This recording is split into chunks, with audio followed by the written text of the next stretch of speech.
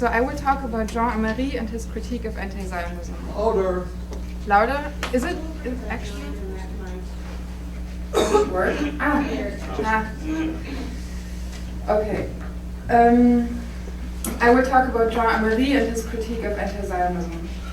I divided my presentation into 4 different aspects, which are all key elements in Amarie's writings.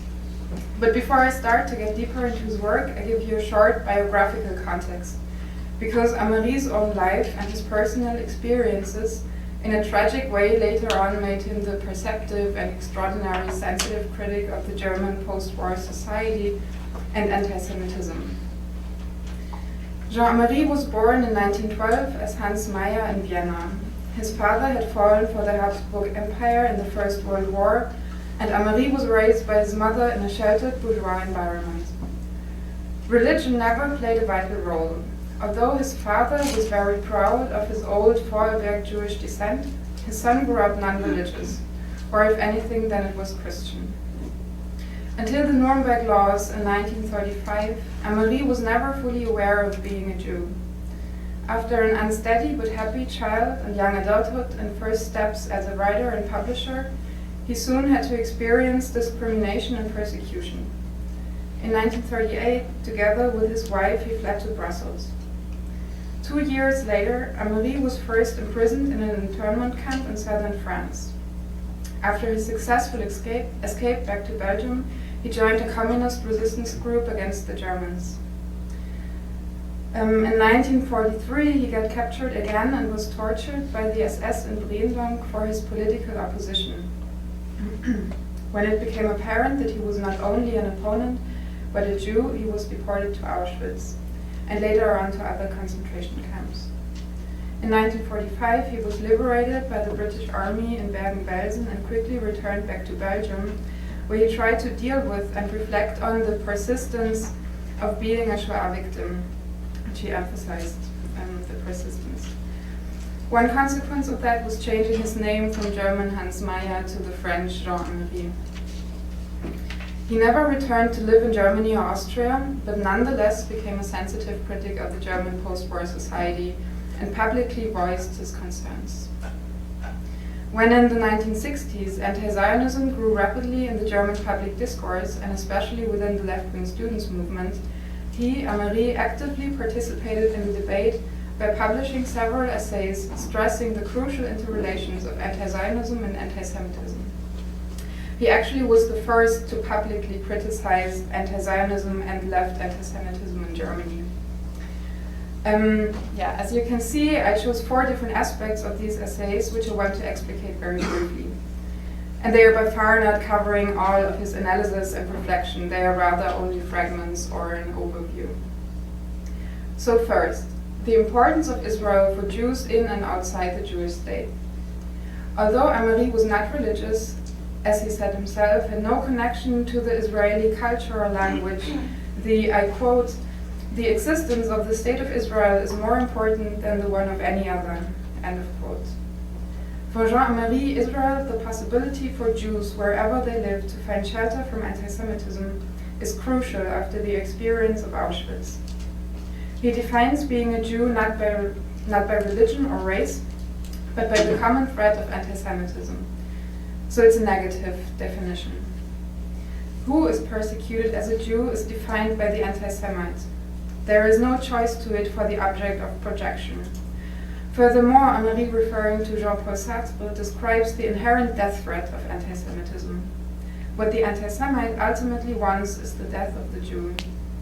Amarie also calls attention to Claude Lanzmann, who said, I quote, "Every Jew is a catastrophe Jew, exposed to a catastrophic fate, whether he realizes or not," end of quote. So the existence of a Jewish state is essential to prevent a new Auschwitz.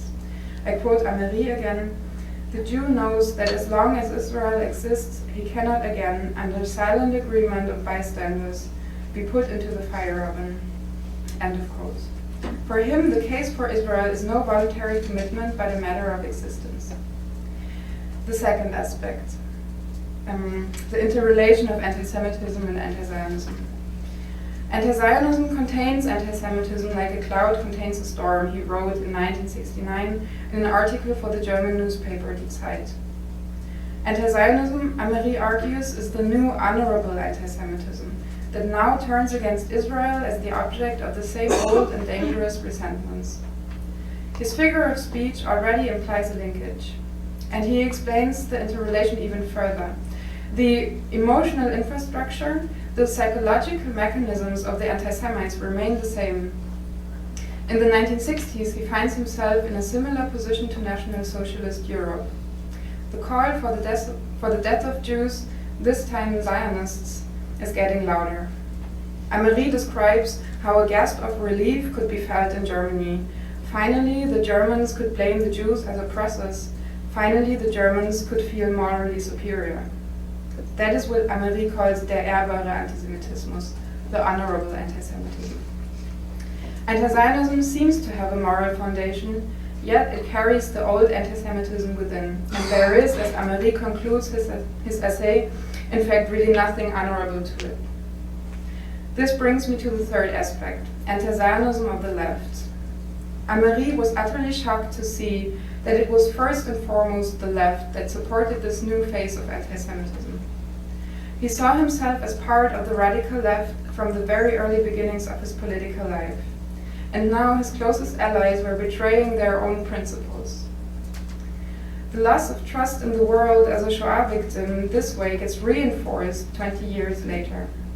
His involuntary yet necessary estrangement from the left makes his critique the more precise, and I would argue is still valid today, even though the surface of society has changed. I get 3 examples. A.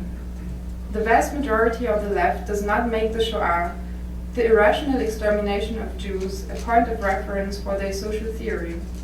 This implies missing out on the inherent death threat of anti-Semitism. The left subsumes National Socialism under the term of fascism and therefore ignores the eliminatory anti-Semitism. Amery fiercely warns about the absorption of Nazism into a universal theory of totalitarianism, a tendency that is quite popular today. B. Large parts of the left see Israel as an aggressor against the Palestinian Arabs and use the declaration of solidarity with the allegedly weak as cheap excuse to blame the Jewish state. Anti-Semitism in shape of anti-Zionism became honorable, as there now, in contrast to the times immediately after the Shoah, seems to be a moral foundation for anti-Semitism. C. Amery sees the threat of political Islam and the neighboring Arab states against Israel as the most dangerous and most urging. I get to the last aspects, the categorical imperative after Auschwitz. Karen already mentioned it yesterday. By connecting the past with the present, Amery brings to mind what it means to take Theodor W. Adorno's categorical imperative seriously. Auschwitz is no longer a possibility, but was turned into unprecedented reality. Mankind has to, I quote Adorno, arrange their thoughts and actions so that Auschwitz will not repeat itself, so that nothing similar will happen, end quote. The Shoah is the brutal manifestation of a society in which we no longer are to trust reason, or not even the self-preservation drive of the perpetrators. That is why a new categorical imperative after Auschwitz is required. Kant's categorical imperative is no longer sufficient. As long as there is anti-Semitism in this world, the existence of Israel is a necessity. I want to conclude this short presentation with a thought on another problem we are facing today. It's about dealing with the past and commemoration of the Shoah. Today there are almost no more survivors or no more witnesses alive who are able to give testimony and who stand against the current reconciliation pathos. Who hold, I'm paraphrasing Jean Amery, the finger raised against forgetting and repressing the past. As you saw, Jean Amery's work, which is almost 50 years old, is surprisingly or shockingly up to date. Yet he and his writings are barely known. He cannot easily, if not at all, be used to reconcile or to forget the specifics of National Socialism in order to create a general human rights discourse, which, as we heard a few times at this conference, is then used to agitate against the Jewish state. His remarks on losing sight of the past and a left anti-Semitism, especially when veiled in the cloud of anti-Zionism, are strong reasons why I think his work should be reintroduced to a broader audience today. Thank you.